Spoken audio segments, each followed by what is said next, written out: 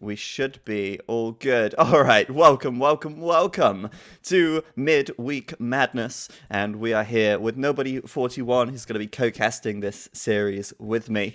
I am super excited for this, and it really is going to be a crazy set of games, to put it mildly, to be honest. Oh, absolutely. I'm so excited for these games. We're going to see so many different game modes. Hopefully we get to that last game, but this should shape up to be a very good series. Let me introduce the team on the left. We'll call it the Vipers team. In yellow, we have Tyrant the Viper playing as the Goths on the flank. In green, we have NC Andoran playing as the Pocket Italians. And in red, we have Idafix 512 playing as the Vikings. Yeah, so this is Team Viper, and we should point out the ratings of these guys so that you guys can have the perspective as well. Idafix is a Viper's rookie player. He's rated 1650, I think, on Voobly, and he is very much the rookie in their lineup. Andoran is their sort of seasoned intermediate to high level player. He is rated, between 1800 and 2K. I think on his best rating, he's reached about 1950 on Voobly. And then, of course, you have the Viper, who has the record of like 2K6, something ridiculous on the 1v1 ladder, as their team captain. Interestingly, he's playing on the flank.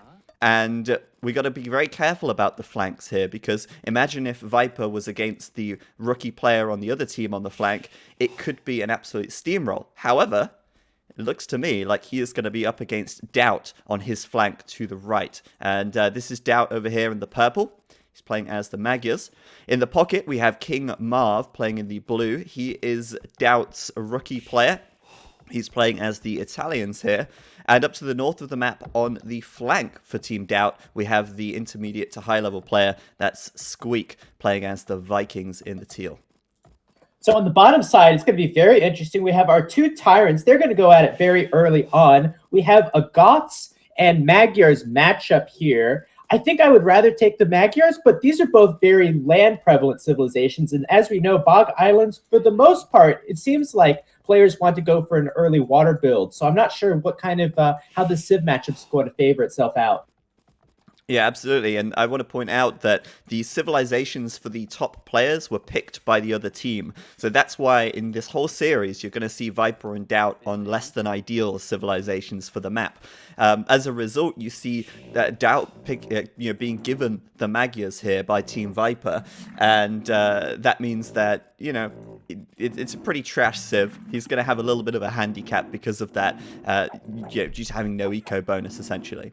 And again, the same is for Viper here. Obviously, the Goths, not a trash civ, but when you consider the map, they're certainly not as fitting as the others.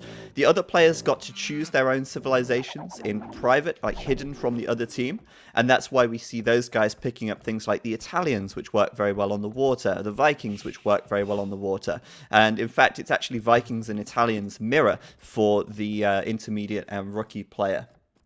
It goes to show you both teams. I assume both these teams are probably influenced by their team captains, and their team captains probably told them, this is probably the best civ for this situation. But we have been talking about it. I remember in the last few tournaments about the weakness of the Vikings, how the White Vikings don't get fire ships.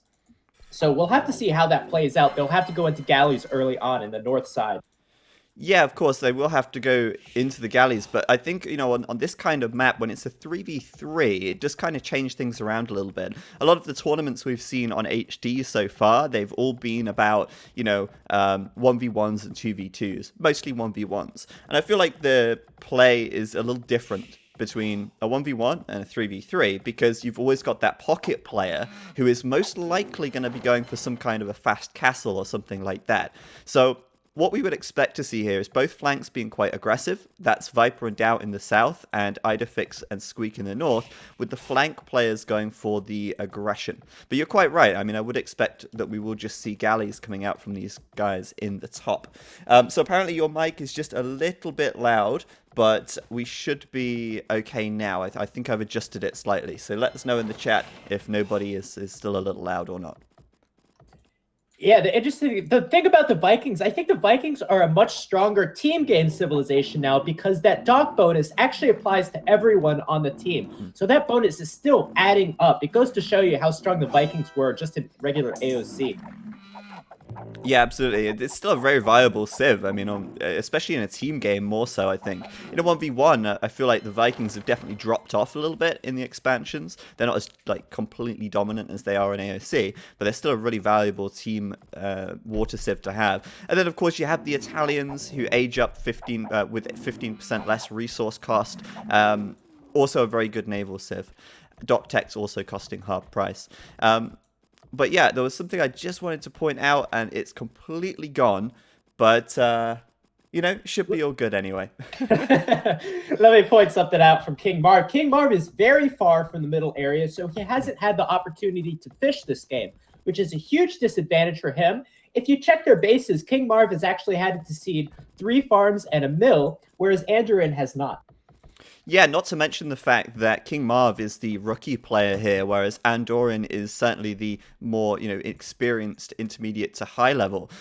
As you quite rightly say, he has docked. He is taking the fish in the center, though his dock is a long way away, so those fishing ships aren't exactly, you know, too efficient, to say the least.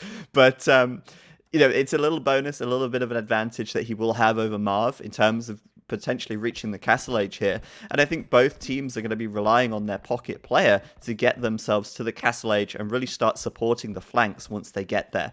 Feudal age about to come in though, and of course it will be the Viper who reaches the feudal age first. Let's see what he's going to do as he starts to build his second dock now and queues up a fire galley. I think we're going to be watching the action in the south for a little while here. I think we are too. The key is Viper needs to do damage now because DauT is going for that classic Bog Islands fast castle build. He's making all the walls in the world, and he's just hoping to defend for the time being. He's even walling on the right side. It's going to be a big wall, though, if he wants to finish the whole thing in time. Oh, absolutely. This is huge. And of course, one of the difficulties on Bog Islands is getting that wall off. And oh no, DauT going to lose a villager to Viper's scout there. DauT doesn't have loom. We need an AoE loom emote. Seriously, the amount of times players have been caught with their pants down due to not having loom. And of course, Viper with his +2 attack now being in feudal, that scout will snag 2 villagers. And DauT already being crippled a little bit here as he does snag loom. And will he lose another villager? Oh my god, no! DauT, 3 villagers down. DauT, this is not the start you needed to have. We're relying on DauT to carry his team here. What is going on? Oh, dear God, he's losing 3 villages already. This is not what you need when you're trying to go up for a fast castle age. This is terrible for DauT right now. The Viper's coming in with his fire galleys on the left side. DauT is still not fully walled. Yeah, he's just going to quickly wall that up and get that done. But, you know, I'm a little bit worried now because if DauT does manage to wall this up completely, where are those fire galleys from DauT going to go? Sorry, Viper, where are they going to go? Well, they're going to head over to King Marv. They're going to head over to Squeak. So by DauT being a greedy fast castler on the flank here, he actually puts his teammates in a little bit of jeopardy. So we will see what happens, but in the north side, we do see a little bit of aggression coming in. Idefix versus Squeak. Bear in mind, Squeak is the much more experienced player here in this matchup, and we would assume that Squeak should be able to win this 1v1 right now, but Idefix, you know, with the defender's advantage for the time being, might just be able to hold on as Squeak brings in some reinforcements. My god, did those scouts do quite a bit of damage to galleys? We're seeing absolutely no micro here. Oh my gosh. Yeah, the scout's getting away with absolute murder. I mean, well, yeah, if you can count sinking some wood murder, but, you know, Squeak actually going to be forced back a little bit, I think. He's galley here very low, and he's taking a bad fight, losing his galley on the left side. So Idefix putting up a reasonable defense right now. It looks like it's going to be 3 docks for Squeak versus 3 of Idefix, but Squeak does have his docks in a more forward position, so could potentially pile on the pressure there. At the south of the map, we've got Viper just having free reign with his fire galley. He's going to go ahead and take out DauT's fish, and continue to harass DauT at the south of the map as well, pushing him away from that wood line. DauT is in a horrible position right now. I'm looking at his resource. He's only got 500 food. He's going to have to sell quite a bit of stone if he wants to get up to the next stage. He's in an absolute horrid position. And just as we say that, the Viper's also moving out across the map. Yeah, sending out 1 galley towards King Marv, maybe, you know, to delay him a little bit going up to the next stage. Of course, King Marv is already up to castle. He's actually done a very good fast castle here, 27 population, and it's really on King Marv's shoulders to come and help DauT a little bit and bail him out slightly here. I've got to say, I'm quite impressed by this so far. He's not buckled under the pressure. He's made do without any fish, but how's he going to stack up versus Andoran? He's actually quite a bit faster to the castle age, but he is going up with much less population. So King Marv opting for a faster castle here to just try and get some of those war galleys out, I'm assuming, since he's making galleys from the dock at the moment. Someone pointed out in the chat, DauT is lowest in score right now, which shouldn't be the case. He's one of the best players in this matchup. But anyway, the Pocket Italians, I'm curious to see if they go for galleys or fire galleys in the situation. We already have galleys out from the Vikings players. Yeah, well, we're seeing King Marv research War Galley right now. The question is, what will Andoran do? I'm guessing it's going to be similar as he starts to make galleys as well. And I think players just opting to go with galleys because, one, they're probably more comfortable with that. And two, I think the galleys are certainly more versatile on this kind of map where, you know, you can do a lot of damage from the shorelines. And that range that the galleys have can be really invaluable. So King Marv, Castle now, Andoran Castle as well. And I think DauT then... Is he on the way up? Yeah, he must be. He is, 65%. But for the time being, I mean, I'd say it was fairly close, with DauT perhaps falling behind a little bit. But, you know, that's also going to come out later, or come back later, as DauT will reach the Castle Age before Viper, I assume. I would like to applaud Idefix. He's been able to hold for Squeak for quite a bit of time, and now his ally, NC Andoran, is coming in to help him out. Yeah, it wasn't actually that one-sided at the top, was it? Idefix did hold out versus Squeak here. Squeak, upgrade-wise, has got the advantage with the fletching researched versus Idefix, who does not. But Andoran is Castle, and he's already got Bodkin Arrow, and War Galley's going to be on the way in. So Squeak might have a hard time holding this 2v1 now that those War Galleys are there at Idefix's base. Where's King Marv going? Looks like he's sending his War Galleys over towards DauT. He has no upgrades, apart from, of course, the War Galley upgrade itself, but that is still very valuable, and it looks like he's going to go ahead and take out Viper's Galley here, which is harassing DauT's woodline. King Marv saves the day. King Marv is saving DauT, the 1600 level player, saving the 2K player. Who would have thought at the beginning of the game that would happen? But at the same time, at the top side, Squeak is going to get pushed back because he doesn't have the support of his flank. Of his pocket. Yeah, of course, King Marv sent his War Galleys down south, which means that Squeak is very much 2v1, and I think King Marv needs to go and send his War Galleys up to the north there. Looks like he's going to be moving them over now, but what about Viper? I mean, Viper's got pretty good map control in the south, and although DauT, is in the Castle Age, I'm not really seeing a whole lot from him. He's only just researching War Galley now, and I still feel like he's not had much impact on this game yet, though, of course, with his strat being to go fast castle, we wouldn't really expect him to. But if you compare where DauT is versus King Marv, for example, when they both did a fast castle, yeah, King Marv's doing pretty well for himself at the moment. Well, it might go to show you some of the weakness of not getting those docks out early enough. We talked about how King Marv had to seed those farms. I don't think DauT is in much worse a position as the Viper. He just doesn't have enough army at this point. Yeah, you're probably right there. We'll check back in with DauT and Viper in the south in a moment, but we have got King Marv sending his War Galleys over. Overall, upgrade-wise, he is missing the +2 attack and range, so King Marv and Squeak slightly out-teched here, but it does look like they have more numbers, with Squeak having a little bit of a larger mass of galleys than Idefix. I mean, this is going to be really interesting because, of course, whoever reaches the Castle Age first out of these two is going to be able to really swing the pace of this battle in the north. Idefix is not up to Castle yet. Squeak is not up either, so it looks like we're going to have a bit of a prolonged feudal age for both of these players in the north here. In the south, what's going on? Oh, you're referring to me. So the Viper is pushing back against DauT. DauT needs to remass a lot of his army. He's lost a lot of it. This is the Viper's chance to push back out. He's been in Feudal Age for so long. Being in Castle Age is such a big advantage in this map, but now players should be able to even it up. On the top side, I can't tell who's winning. It's a very, very close fight. Yeah, it's super close. King Marv now does have that Bodkin Arrow upgrade as well, but this is where coordination and communication really comes into play, because you have to coordinate when when you've got two armies together like this. You've got to coordinate your attacks so that you're doing the most damage and you're retreating at the same time and things like that. And that reminds me of what I was going to say earlier on. And that, of course, was that, how are these guys communicating? Well, I can tell you for a fact that both DauT and Viper have their team on TeamSpeak. That might just tell you how seriously they're taking these set of games. Well, this set of games are for $300, and the loser gets absolutely nothing, $0. Oh So yeah. I'm sure they're taking these very seriously. They're taking it serious. I mean, I didn't expect DauT to be like, come on guys, let's get on TeamSpeak here. Did not expect that from him, being such the DauT, quiet yeah. player he is. But okay, Idefix now, a great move from him, coming into Squeak's woodline. He's going to go ahead and pick off 3, maybe 4 villagers here. Nope, he's getting distracted by the ship. But he will disrupt the woodline at the very least, get 2 villagers. That's very nice. And that's going to send Squeak's villagers out of position and potentially hurt his galley production here. So a great move by Idefix. And I gotta say, both of the noobs, so to speak, actually doing pretty well, having a good impact on this game so far. Amazingly, DauT is still very much at the bottom of the scoreboard, but, you know, we can attribute that to his very poor start. What is his game plan at the moment? He's actually not really got anything right now. Yeah, he's had such a tough time. He does have some fire ships in the south, but they're not really going to do anything.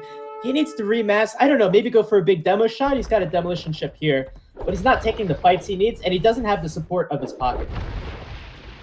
Yeah, that's a good point. King Marv really keeping his whole attention in the north, but to be honest, I think that makes sense.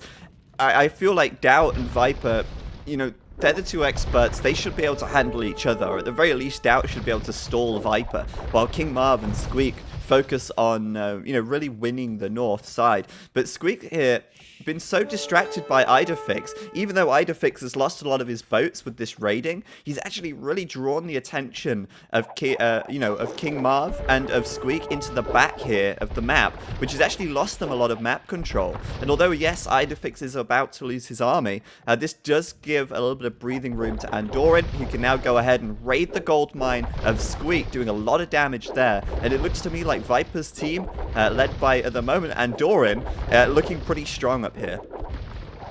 Yeah, Andoran has been doing such a great job. These ratings have been so effective. Unfortunately, Idefix is going to lose all of his galleys, but I think they got their money's worth. Andoran's still raiding the gold. No resources coming in for Squeak right now.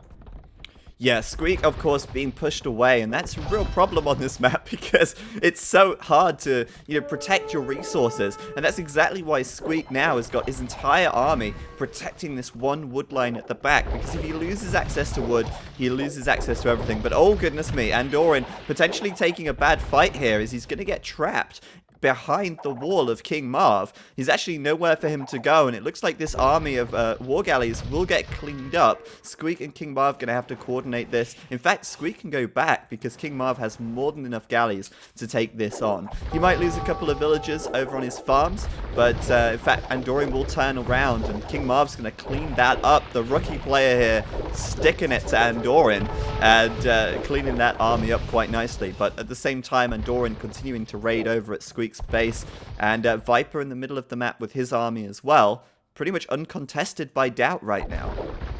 Positioning is everything in Water Wars, and this is absolutely terrible for the Vipers team. Not only has Idefix lost his army, but Andoran has also lost his army. So now we have 2 players with full armies and 2 players that have completely lost their army. We could be seeing a pushback here. Yeah, potentially. But I mean, Squeak was quite late to go to the Castle Age, and they were so distracted at the back of their map that it's going to take a while for them to actually push out and close the gap here. Idefix actually reached the Castle Age before Squeak due to all the harassment that he actually did to Squeak's economy. As a result, Idefix already has the war galleys out, and he's starting to remass. But what I'm really concerned about is DauT in this game. He's nowhere. He has no presence on the map. He's literally sitting behind these palisade walls, inviting Viper to come and raid. And, you know, he's up to 3 TCs. He's got a lot of farms, but he's got no boats and no protection for all of this economy. DauT is playing Boom Simulator right now. It's his favorite sub-game of Age of Empires. If the Viper needs to punish this, why not just run in there with a few galleys and take everything that DauT has away from him? Why not give him, why give DauT the chance to come back? Sure, well, if we look at Viper's point of view, he doesn't see anything back here, really. I mean, he doesn't see these farms through the fog. Or maybe, well, he wouldn't know because he doesn't see the TCs. So he actually isn't aware. And I'm just surprised, really, that he hasn't tried to go round on the flank. Instead, he's just, as well, kind of booming up a little bit on 2 TCs.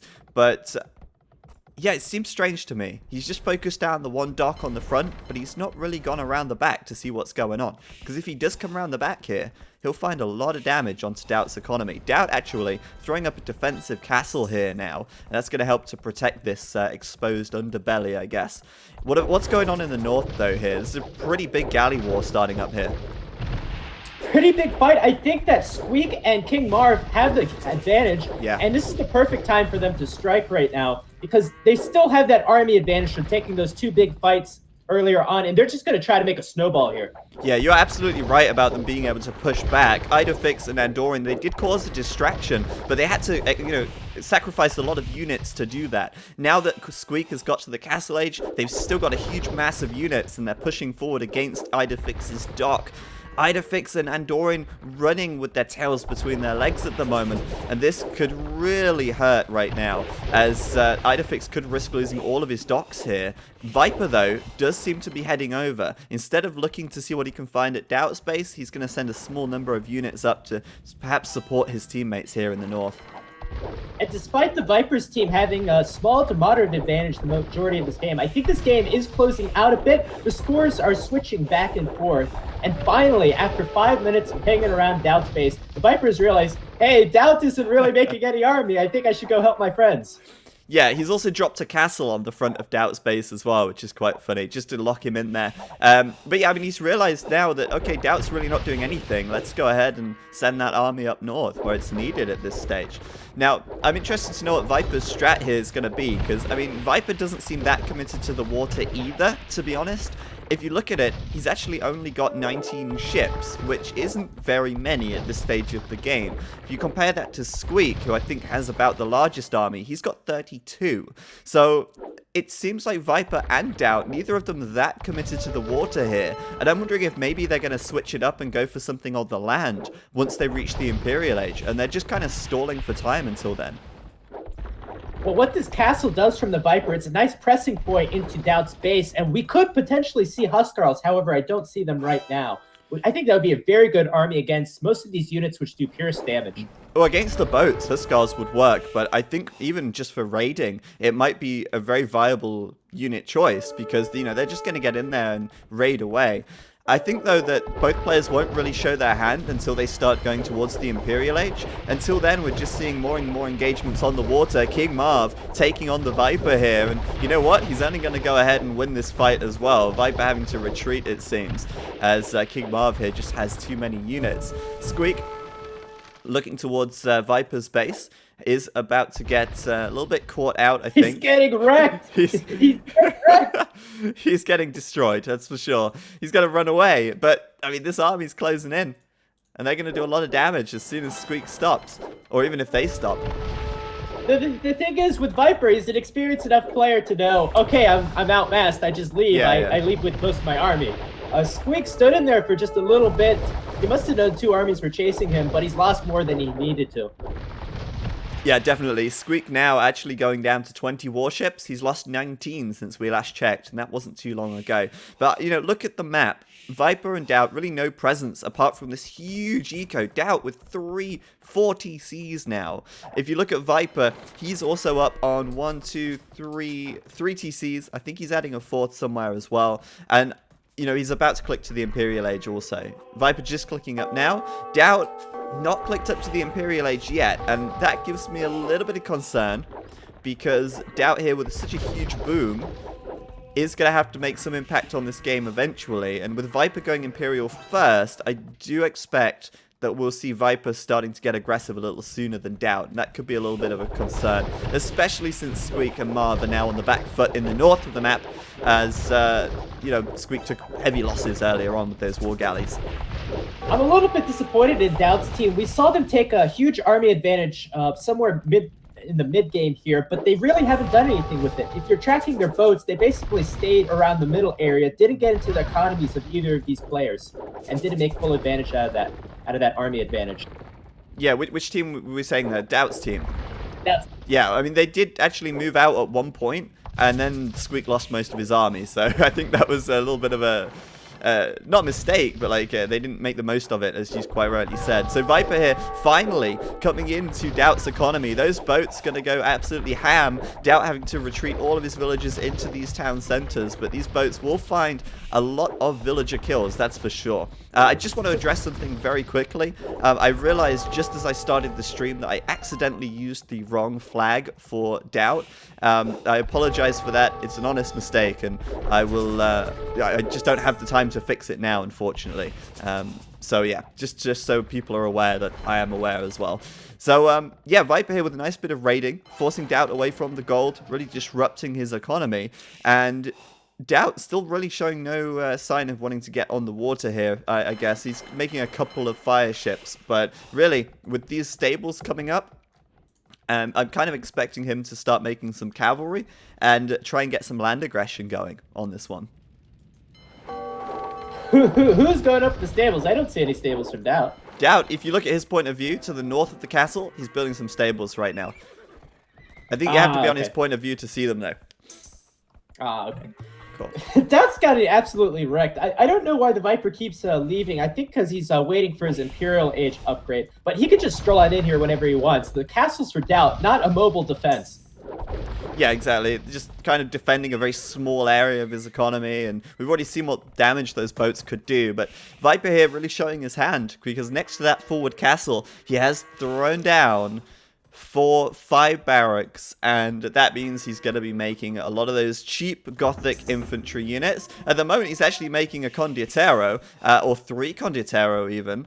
I don't know if that's... Well, it's obviously intentional, but he's now switching into Elite Huskarl, and I think those Condottiero just were to like pad his military a little bit while he was waiting for that Elite Huskarl upgrade to come in. But yeah, those Huskarls are on the way out, a whopping 10 pierce armor. DauT doesn't even have fletching right now, so yeah, this army of Viper gonna get in here, and DauT could potentially lose a lot of villagers because he is wide open to this raiding. Viper gonna absolutely go ham on his eco up here, or down here even.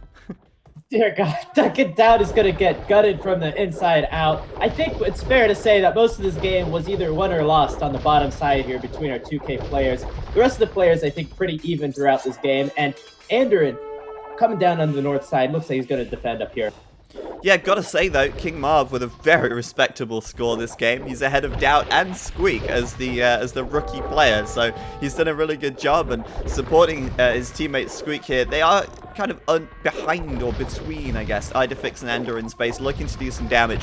But I think the real story right now are going to be these Huskarl raiding from Viper. Where is DauT's defense? We saw him making those stables, and we've got some knights coming out, the Cavalier research coming in, and we even see some Magyar Hussar.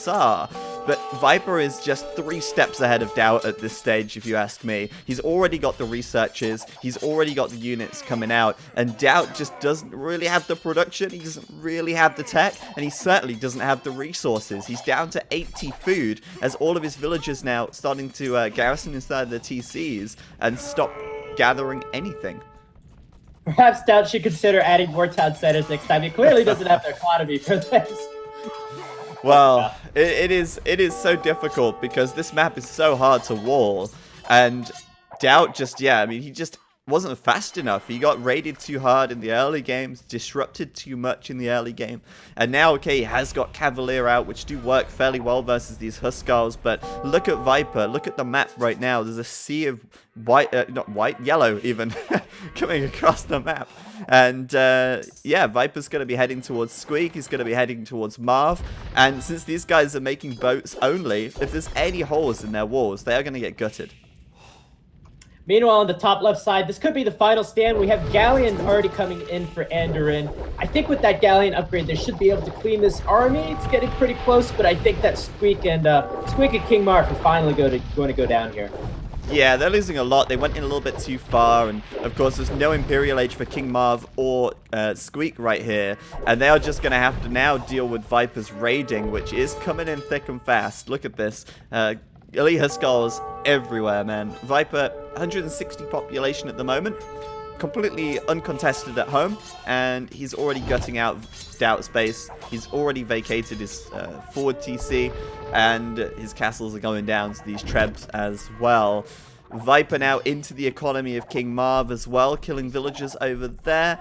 And he's also over at Squeak's base with some of his galleys as well. So it does look like Viper here really pulling ahead. What is King Marv doing with all these trade cogs, though? I don't... What is this? He's got like 6 trade cogs over at Squeak's base. Is he like legit trading right now? Or what is going on? Marv, what is happening here? 14 gold a trip? Worth it. I think they're carrying the white flag right now. They're en route to the enemy. It's not a good sign when you see King Marv walling out DauT. Yeah. Oh yeah, I see the big walls there. Okay, well, that's GG. And King Marv, DauT, and Squeak calling it as they realize that they really have no answer to the Huskarls of Viper here, plus the fact that King Marv and Squeak did lose their water control versus the Imperial Galleons of Andoran on this top side. What do you think, though, Nobody? First game, how do you think it went? I think this was fairly entertaining. I thought this game could have gotten out of hand much earlier than it actually did. But we saw a few mistakes from the Vipers team that just kept the other team in the game. But overall, I think this game was decided pretty early on with that the DauT going down so early on, and then that big raid onto Squeak early on. Yeah, the raid onto Squeak set him back, and although Squeak and King Marv together did actually, pull ahead for a while, and they did have that big army advantage in the mid game, I feel like they didn't really capitalize on it that much. And when you've got King Marv in the pocket versus Andoran, it's pretty expected that Andoran's going to have the better economy because he's the better player, and he's going to have the faster Imperial time. And of course, once Andoran hit the Imperial Age, they were just dominant on the water, like Viper's team. Meanwhile, of course, as you said, DauT losing the early game quite badly, and, it set him back a long way. Viper was just steamrolling with those Huskarls, and like I said earlier, he was kind of 3 steps ahead. He had the techs, he had the units, and DauT was just playing catch-up, and unfortunately, he wasn't able to catch up. So, GG. I actually think it went fairly well. I don't know if that's more to do with the fact that Viper and DauT were both on the flank, though, against each other. And I'm very interested to see if the next game will have a different setup. Oh, it will actually have a different setup. I know it will, because it's Motherland for game number 2. Motherland is sort of set positions, so I can make sure that Viper and DauT are together in the middle. But